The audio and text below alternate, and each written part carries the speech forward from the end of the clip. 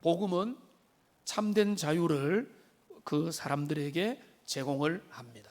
우리 예수님께서 초청하셨죠. 수고하고 무거운 짐진 자들아 다 내게로 오라. 내가 너희에게 더 수고하고 더 고생하게 하겠다라고 하시지 않고 그 수고하고 무거운 짐을 다 벗겨주겠다. 내가 우리 주님이 자유로 초청을 하시는 그런 말씀인 겁니다. 그러니까 내게로 오라. 내게로 오면, 우리 주님께로 가면 주님이 우리에게 참된 자유를 제공해 주겠다라고 말씀을 하십니다. 그러니까 온갖 죄짐을 지고 인생의 무게를 지고 삶의 무게에 지쳐있는 자들이 우리 주님께로 가면 주님 안에서 참된 해방감을 얻고 진정한 자유의 삶을 살게 되는 것입니다. 그게 오늘 32절에 유명한 구절로 나와 있습니다. 32절에 보니까 이렇게 되어 있습니다. 진리를 알지니 진리가 너희를 자유케 하리라. 진리가 너희를 자유케 하리라.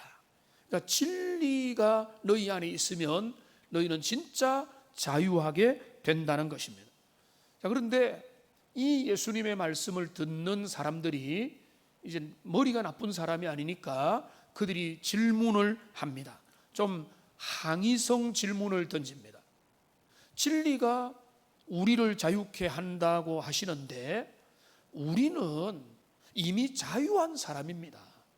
우리는 어디 누구의 밑에 있는 사람도 아니고 종도 아니고 노예도 아니고 자유자의 신분인데 우리가 왜 자유케 되리라라고 자유가 더 자유가 필요합니까? 라고 그들이 질문을 하는 겁니다. 그리고 그들은 구체적으로 예를 제시합니다. 우리는 아브라함의 자손인데 다른 사람의 종이 된 적이 없는데 왜 우리 보고 자유가 필요하다고 그렇게 말씀을 합니까? 라고 그들이 항의를 한 것입니다. 여러분, 이 유대인들의 항의는 오늘날 이 세상의 사람들이 하는 항의입니다. 주님을 모르는 사람들, 그리고 어쩌면 우리들 중에도 우리는 광명천지의 자유로운 세상에서 자유자로 살고 있는데 우리에게 진정한 자유가 필요하냐라고 묻을 수 있는 겁니다. 한번 생각을 해보면 오늘 우리는 자유 대한민국에서 살고 있습니다. 저 북한의 1인 독재 체제에서 살지 않은 거 감사하죠. IS 그 공포의 어떤 이슬람 그 무장 테러 세력의 치하에 살지 않은 거 감사한 일이죠.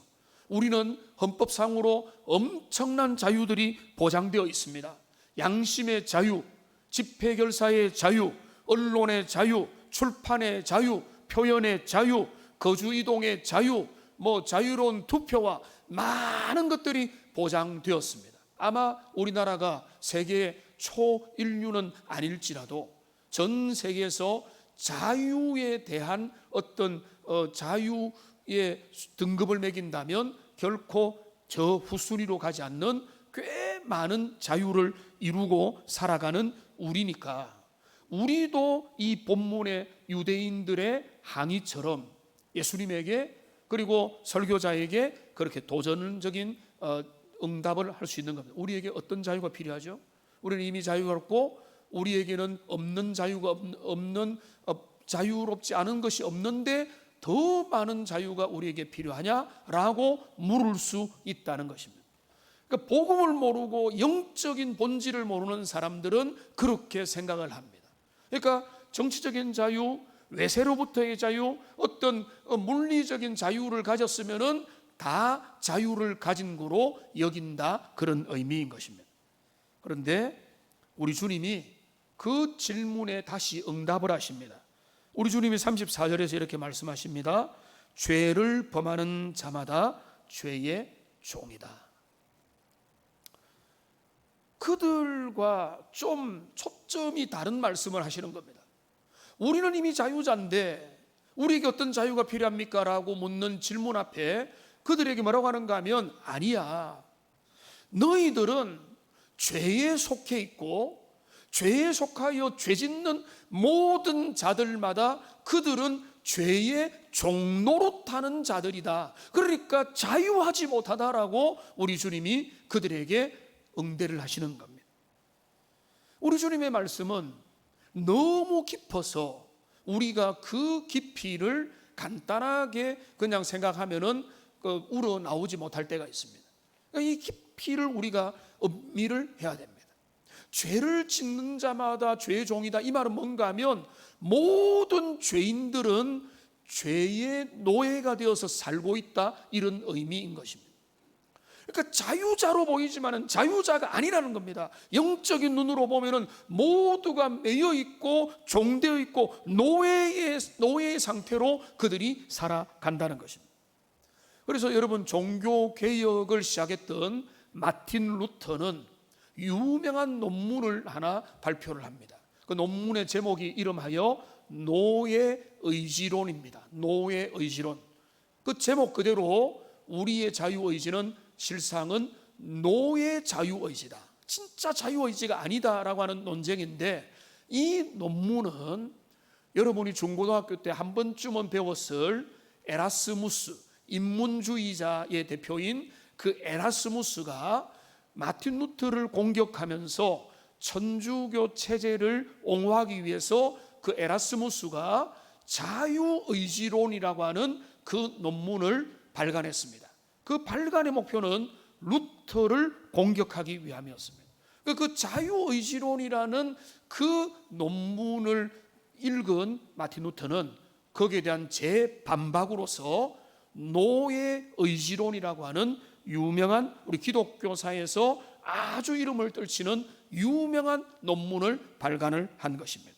그의 핵심은 다른 게 아니라 인간이 가지고 있는 자유롭다고 하는 그 자유의지는 철저히 타락했기 때문에 진정한 자유가 아니다는 거예요. 그들은 자유하는 것 같지만은 그 자유는 종된 자유요, 노예된 자유요, 타락한 자유요. 그러니까 주님 앞에서 누리고 가질 진짜 자유에서는 전혀 관계가 없다는 것입니다. 루터의 유명한 표현이, 제가 이제 중요한 부분만 인용을 했는데요, 이렇게 되어 있습니다. 인간의 의지에 관하여 말할 때, 우리의 의지, 우리의 자유의지에 대해서 말할 때 그 의지라는 것은 하나님과 마귀 사이에서 있어서 짐을 지는 짐승과 같다, 이렇게 말을 합니다. 그러니까 우리의 자유의지는 노새라는 겁니다. 말이라는 겁니다. 그래 비유를 들었죠. 그런데 이 노새 말에 하나님이나 마귀가 그 짐승 위에 올라타거나 소유하거나 탈 수가 있어서 그 짐승은 거기에 복종할 뿐이다.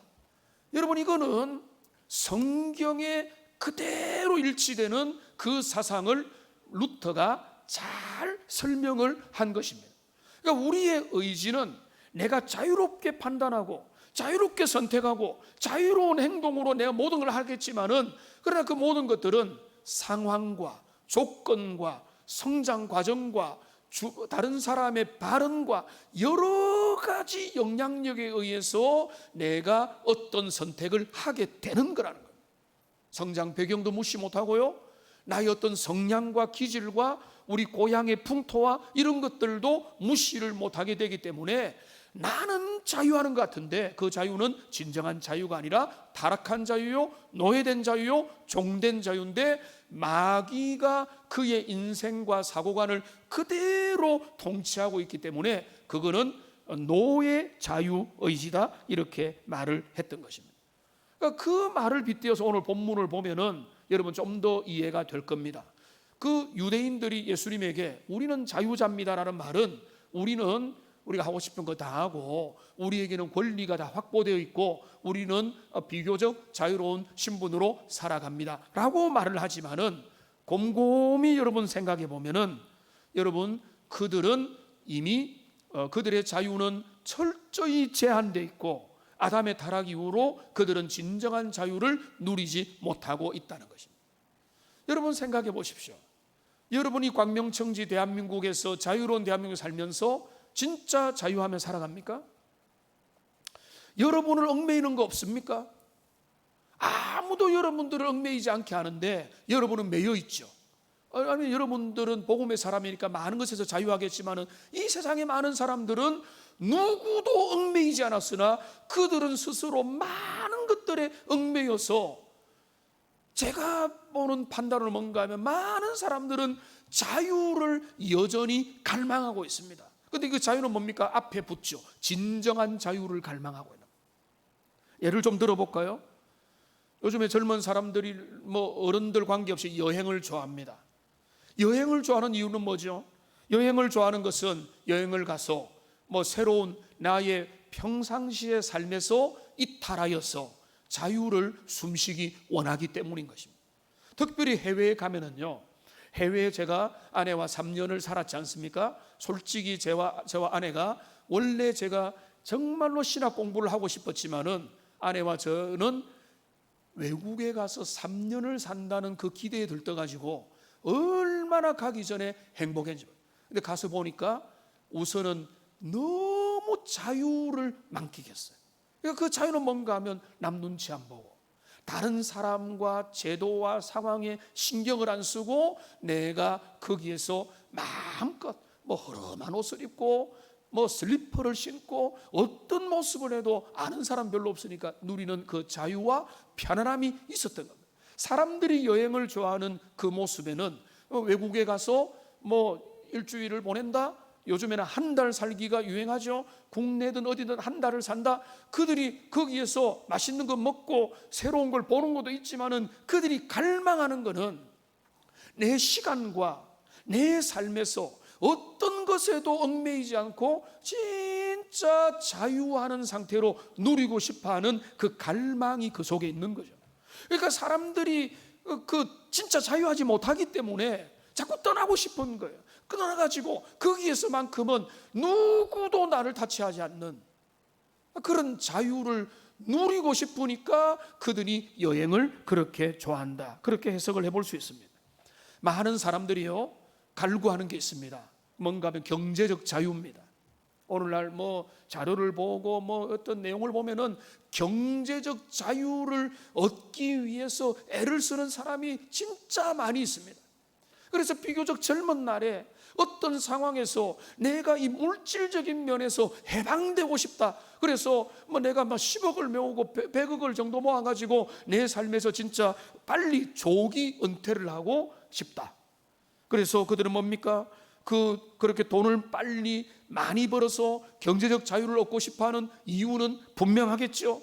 원하는 것을 얻고 하고 싶은 것을 하고, 그러면은 그 정반대로 뭡니까? 하기 싫은 일을 하지 않아도 될 내 상태로 이루고 싶은 거죠. 사람들이 그것을 위해서 내가 물질적인 독립을 이루기 원하고 경제적 자유를 꿈꾸는 겁니다. 가고 싶은 데 가고, 먹고 싶은 거 먹고, 사고 싶은 거 사고, 하기 싫은 거 안 하고, 하려면은 평생 쓰고 남을 돈을 충분히 벌어야 되니까 그거를 갈망을 하는 겁니다. 그런데 왜 그걸 갈망하죠? 지금 내 삶이 만족이 안 되기 때문에. 다른 사람 비유를 맞춰야 되고, 굽신굽신거려야 되고, 내 소신 발언도 못하고, 내가 하고 싶은 내 의사도 제대로 전달이 안 되고, 눈치를 보면서 나의 소중한 시간을, 때로는 노동이라는데 너무 많은 시간을 거기에 허비를 하지 않으면은 내가 이루지 못하는 삶이라는 게, 내가 생활비를 벌기 위해서 노동은 하지만은 이거는 내가 진짜 원하는 게 아니라라고 하는 그 자유하지 못하는 그 마음들이 얼마나 많이 있겠습니까? 이거는 진짜 내가 하고 싶은 일이야 라는 일을 하고 있는 분들이 우리 중에 몇 명이나 있겠냐 말이에요. 그러니까 우리 중에는 자유한 것 같지만은 우리는 일에 매이고 시간에 매이고 물질에 매여가지고 그들이 꿈꾸는 것은 정말로 소수가 이룬 경제적 자유의 그 모델을 보고서 나도 우리도 그렇게 될 수 있으면 좋지 않을까라고 그들은 막연하게 동경을 하고 무리한 투자를 하고, 그래서 어떤 코인에도 들어가고 다단계에도 들어가고 하는 이유가 뭡니까? 그런 자유를 혹시나 내가 얻을 수 있지 않을까라고 하는 그 유혹에 다가가게 되는 것입니다. 그런 갈망이 그 속에 있는데 실상은 어떻습니까? 실상은요, 그거는 거의 무지개를 잡는 것에 가깝습니다. 그런 완전한 경제적 자유를 젊을 때부터 일찍부터 거두는 일은 거의 불가능에 가깝고, 극소수가 있지만은 대부분의 자유는 여러분 어떻게 됩니까? 견디고 인내하고 수고하고 기다리고 성실을 통해서 그 젊은 날을 열심히 보내는 사람들이 나중에 자유로 다가오는 경우가 훨씬 더 많다는 것을 보게 되는 것입니다. 그런데 사람들은 경제적 자유를 갈망하죠. 왜 그런가 하면은 그 갈망의 배후에는 나는 지금 매여 있다, 내 인생은 자유롭지 못하다라고 하는 그런 어떤 인식이 그 깊은 속에 있으니까 싫은 소리 듣기 싫고, 다른 사람들에게 간섭받기 싫고, 나는 내 인생을 내 멋대로 선택할 수 있고 싶은 그런 어떤 열망과 갈증이 있기 때문에 경제적 자유를 꿈꾸고 돈을 벌기 위해서 그렇게 눈에 불을 켜고 애를 쓰는 우리 민족인 것입니다. 그다음에 또 하나, 우리가 자유롭지 못한 것은 우리는 환경으로부터도 자유롭지 못합니다. 우리 주변의 환경, 나와 나의 배우자와 우리의 부모와 우리의 자녀로부터 우리의 가족 사이에서도 결코 자유롭지 못합니다. 어릴 때 부모의 폭력에 시달린 사람들은 폭력의 트라우마에서 일평생 자유하지 못하고 그 가운데서 헤어나지 못하고 정말로 비참한 삶을 살기도 하고요, 가족관계에서 신음을 지르는 사람들이 의외로 많이 있는 것입니다. 가족관계뿐만 아니라 주변의 환경들, 우리의 여건들에서 벗어나지 못하고 갈등하고 신음하고 그것 때문에 힘들어하고 가슴앓이하면서 거기에서 자유롭지 못한 인생들이 너무나 많이 있다는 것입니다. 직장의 분위기에서, 숨 못 쉬는 분위기에서도 내가 먹고 살아야 되니까 그 일 때문에 비굴하게 하고는 돌아와서는 실망하는 이런 모습들도 얼마든지. 그러니까 우리가 진짜 자유한 것 같지만은 우리의 삶에 또 매여 있다는 것입니다. 그런데 그뿐만 아니라 우리는 훨씬 더 근본적으로 우리의 모든 인생들은 매여 있는 것입니다. 죄의 짐에 매여 있는데요, 오늘 히브리서 2장 14절 15절, 제가 아마 이거는 제일 자주 인용하는 내용 중에 하나인 것 같은데, 14절과 15절에 보면은 자녀들은 혈과 육에 속하였음에 그도 또한, 예수님도 또한 같은 모양으로 혈과 육을 함께 지니심은 죽음을 통하여 죽음의 세력을 잡은 자 곧 마귀를 멸하시며, 15절 같이 읽겠습니다. 또 죽기를 무서워함으로 한평생 매여 종노릇 하는 모든 자들을 놓아주려 하심이니. 여기 보면은 14절에서 우리는 한 가지만을 주목하면 좋겠습니다. 마귀가 누구냐입니까? 마귀가 어떤 존재냐? 마귀는 죽음의 세력을 잡은 자예요. 화면을 계속 띄워줬어요. 마귀는 누구냐? 마귀는 많은 일들을 하고 많은 현상들과 많은 유혹들과 시험들을 하지만은 마귀의 핵심적인 정체성은 뭔가 하면 사망의 세력을 붙들고 있는 겁니다. 사망의 세력 하면은 죽음이라고 하는 제일 최종의 목숨이 끊기는 최종 단계를 말하는 게 아니에요. 죽음으로까지 이어가는 인생의 모든 과정들, 생로병사. 그러니까 이 죽음을 생각하기 전까지는 마귀의 공격이라는 걸 인식도 못하지만은, 자, 질병이 들어옵니다. 늙어갑니다.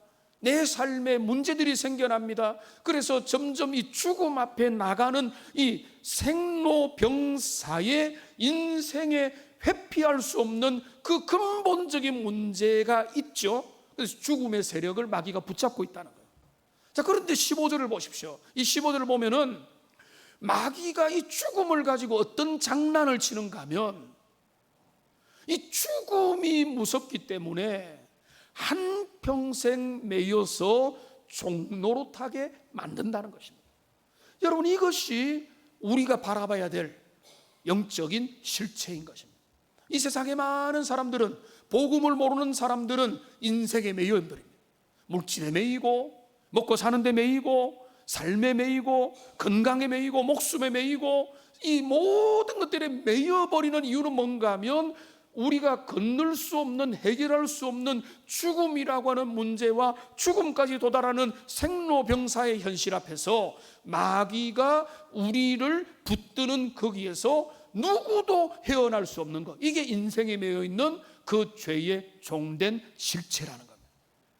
그러니까 이 모든 것들을 응집하면은 우리 주님이 오늘 하신 말씀이 나오는 겁니다. 죄를 짓는 자마다 죄의 종이다. 이 말은 단순히 네가 죄를 지었지 죄의 종이다 이게 아니라, 너희들은 죄인이고 죄인들은 죄의 종로도 할 수밖에 없고 너 인생은 거기에 매여 있다. 이게 인간의 처지요, 인간의 형편이 되는 것입니다. 그러니까 우리가 이런 것들을 우리가 알 때, 중요한 것은 인생의 상태는 유대인들이 예수님에게 항의했던 것처럼 우리가 자유자인데 왜 우리에게 진리를 통한 자유가 필요하냐라고 항변을 하고, 믿지 않는 사람들도 우리는 괜찮다, 우리 건드리지 마라, 우리에게 전도하지 말라, 우리는 잘 먹고 잘 산다고 하지만은 영적인 주님이 주시는 진리의 눈으로 볼 때는 그들과 모든 인생들은 사실은 죄에 매이고 마귀에 매이고 사탄에 매여서 종노릇하는 매여 있는 인생이라는 거예요. 우리 주님이 말씀합니다. 진리를 알지니 진리가 너희를 자유케 하리라. 여러분, 진리가 너희를 자유케 하리라.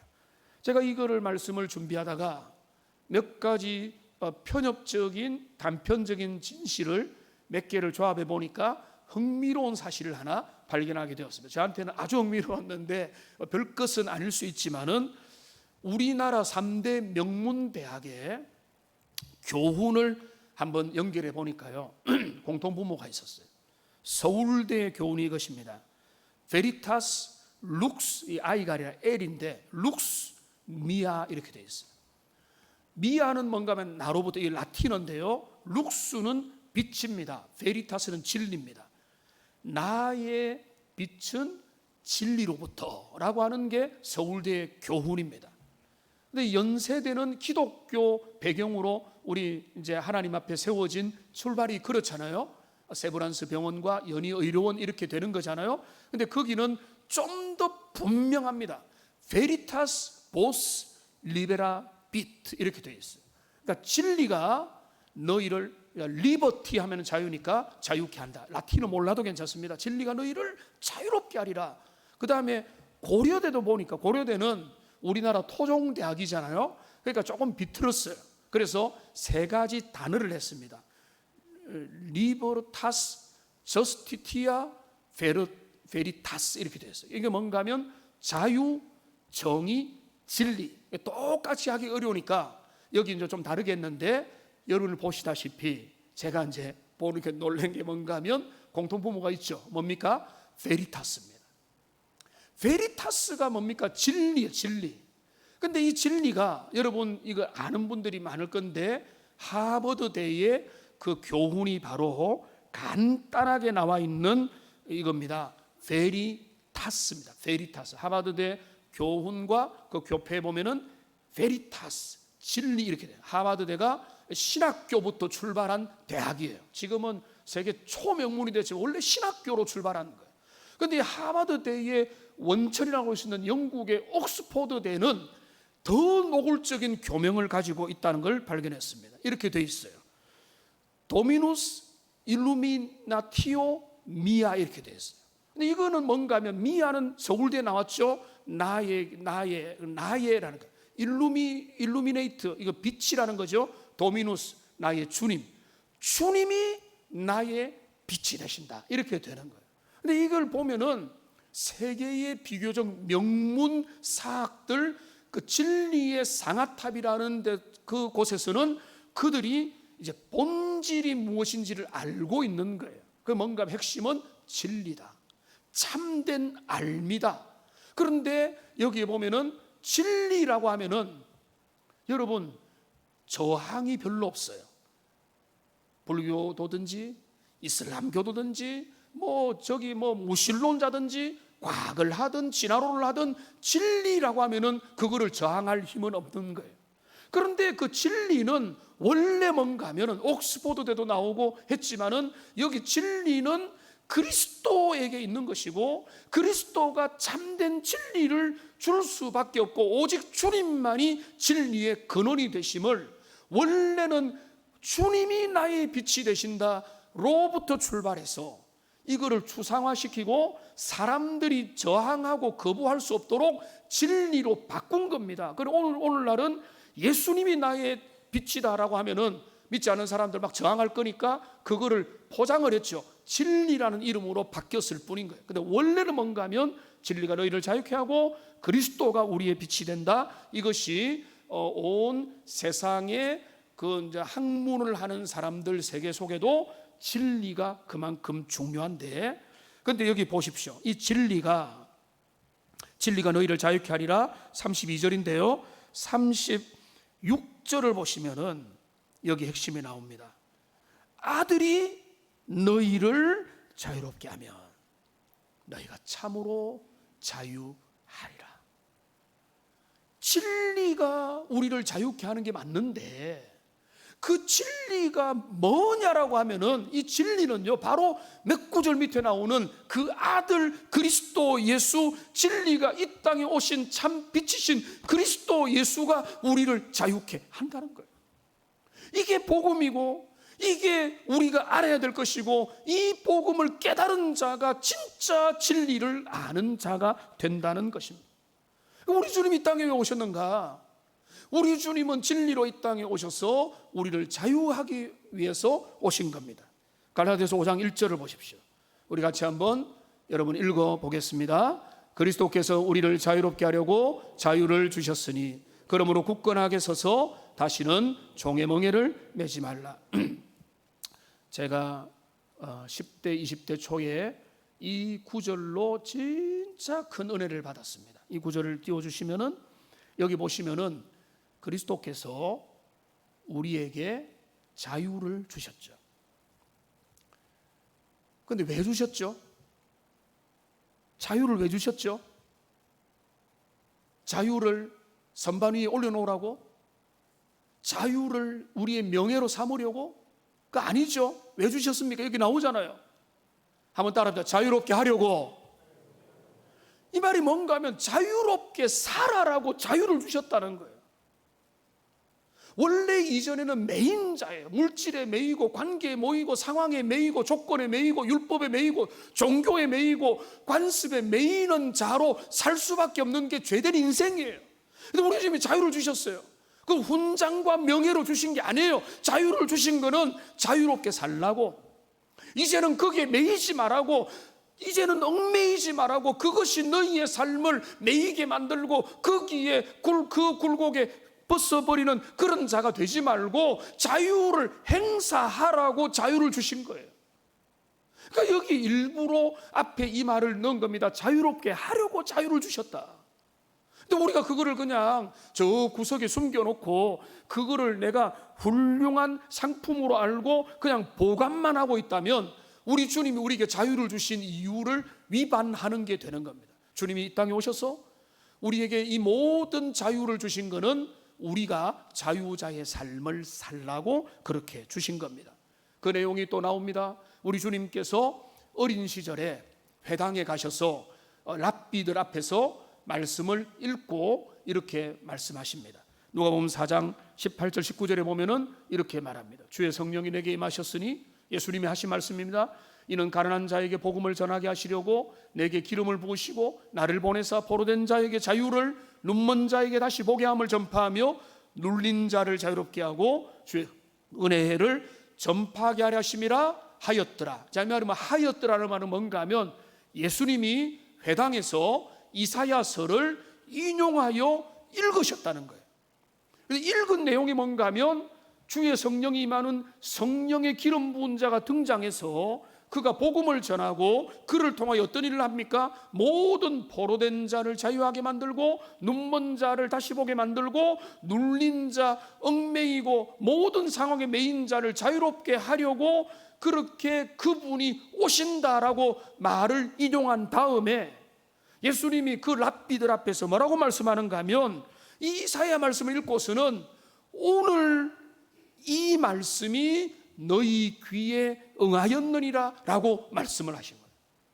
그 말씀은 뭔가 하면 우리 주님이 이 땅에 오신 이유는 바로 포로된 자, 눌린 자, 얽매인 자, 트라우마에 사로잡힌 자, 상황을 벗어나지 못하는 자, 환경에 매이는 자, 물질에 매였고 조건에 매이고 상황에 매이고 내 삶이 질곡이라고 여겨지는 모든 인생들 가운데 주님이 오셔가지고 그들에게 참 자유를 선포하고 그들이 그 모든 얽매인 데서 해방되어서 진정한 자유, 헌법의 자유를 제공했지만은 그 자유를 누리지 못하는 사람들에게 복음이 들어가면은 그들은 그 헌법에 명시된 그 자유 이상의 자유를 그들의 삶에서 누리게 될 수 있게 하려고 우리 주님이 이 땅에 오셨고, 우리 주님은 십자가 지셨고, 우리 주님이 그 모든 은혜를 우리에게 제공해 주신 것입니다. 그렇기 때문에 이 모든 진리가 너희를 자유케 하는데 이 진리의 근원은 바로 그리스도고, 그렇기 때문에 아들을 믿는 자, 아들에게 오는 자, 아들에게 거하는 자는 참된 자유가 그 안에 넘치는 줄로 믿습니다. 그게 우리에게 주어진 거예요. 자, 그러면 이제 두 가지 적용만 하고 오늘 말씀을 정리하겠습니다. 첫째, 적용이 중요합니다. 여러분은 지금 그 자유를 누리고 있습니까? 목사님, 물질적으로 한계가 있고요, 육신도 한계가 있고요, 내 주변의 상황도 한계가 있고요, 우리 남편이 협조가 안 되고 자녀가 협조가 안 되고 부모가 상황이 안 됩니다. 여러분, 그거는 세상이 꿈꾸는 자유예요. 경제적으로 부유해지면은, 내가 조건이 좋아지면은, 주변의 환경이 좋아지면은 나는 자유한다. 그거는 참된 자유가 아닌 겁니다.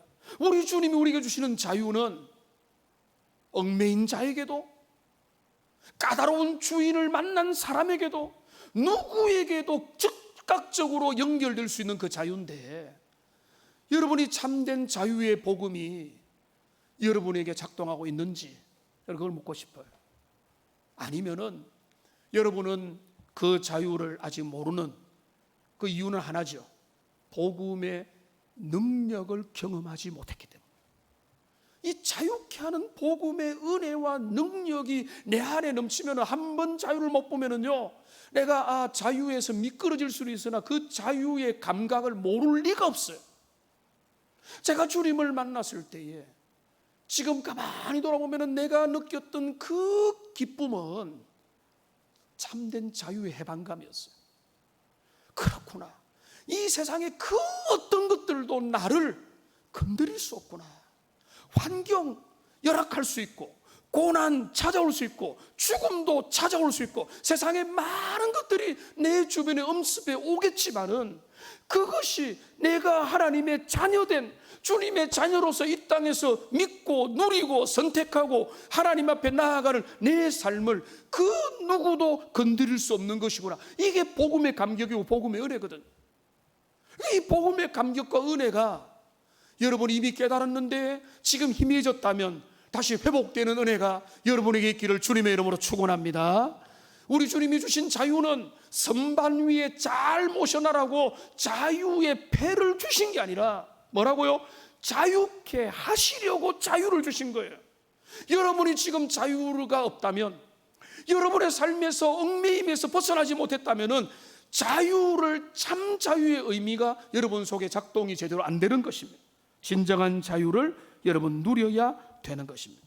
그러니까 여러분, 죄에 매이고 환경에 매이고 육신에 매이고 질병에 매이고 삶의 조건에 매이고 경제적인 어려움에 매이고 이 모든 것들은요, 그것이 여러분에게 문제가 아닌 게 아니라 그리스도가 주는, 아들에게 주는 참 자유가 그 속에 부족하기 때문에 그런데 자꾸 넘어지게 된다는 것입니다.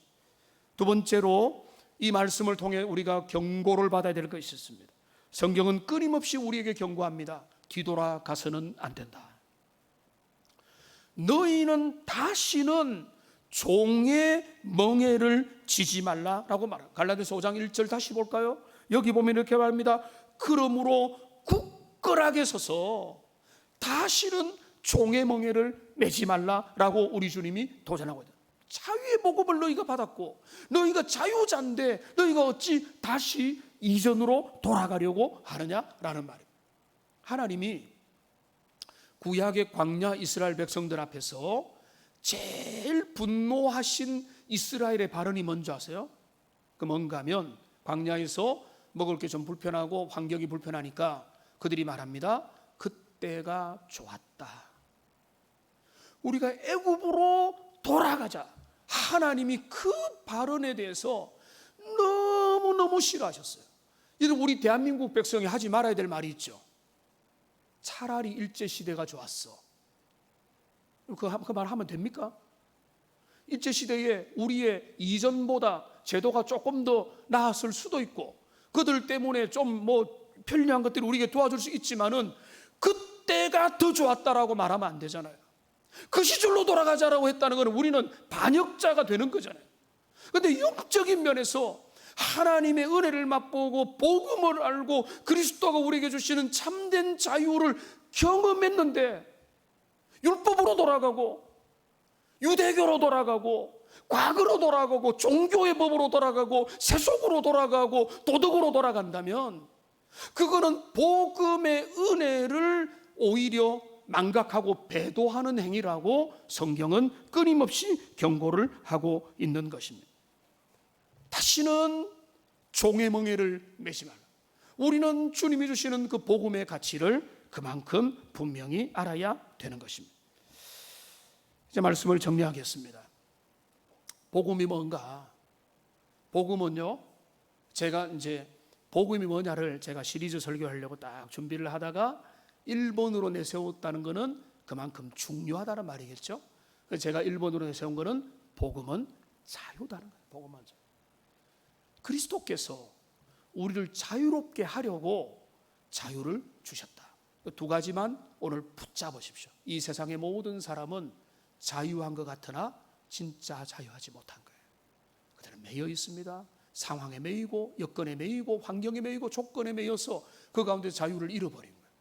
그리스도는 그 모든 상황에서 우리를 하나님의 자녀로 불러서 참된 자유를 주십니다. 주님께로 가면 주님이 내 안에서 나를 주장하고 주님이 왕노릇하면 감옥 안에서도 자유할 수 있어요.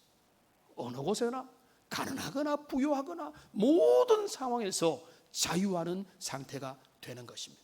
이 복음의 은혜를 다시 마음에 붙들고 참 자유의 아들로 그리스도를 모시고 믿음으로 그 길을 걸어가는 하나님의 존귀한 정말로 아름다운 자유의 자녀들 다 되시기를 주님의 이름으로 축원합니다.